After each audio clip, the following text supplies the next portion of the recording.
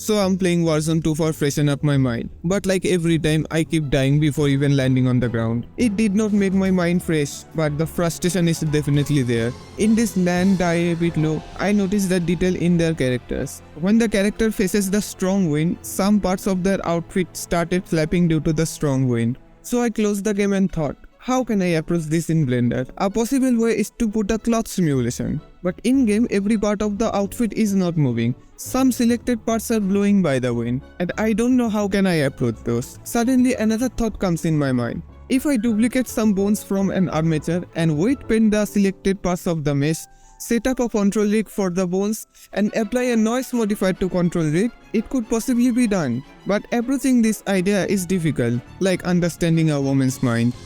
I wanted to keep it simple. Then I came up with a different idea. What if the character's outfit is not deforming from the wind and it's just using a displacement map that is deforming the selected geometry? If I want to deform the geometry, I could use the displacement modifier, but it doesn't have much control and I want to apply it to selected parts, not all over the model. So how could I displace the mesh without using the displacement modifier?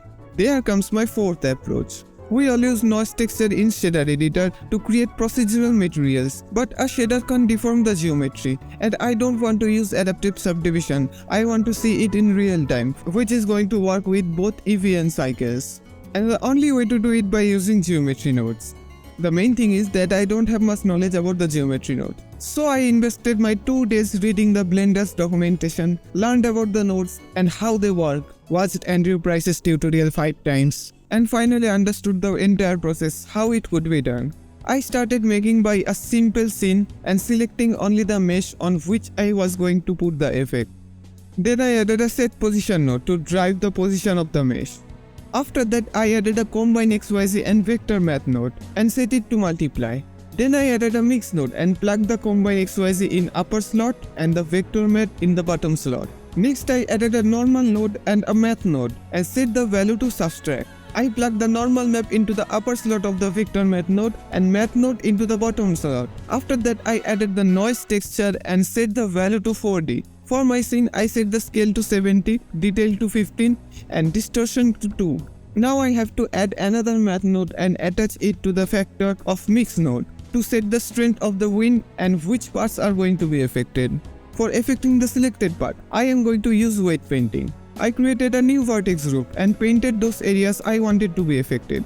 In geometry nodes, we can directly add a vertex group. So I dragged the upper slot of math node to the group input. Now I can select the vertex group from the modifier panel.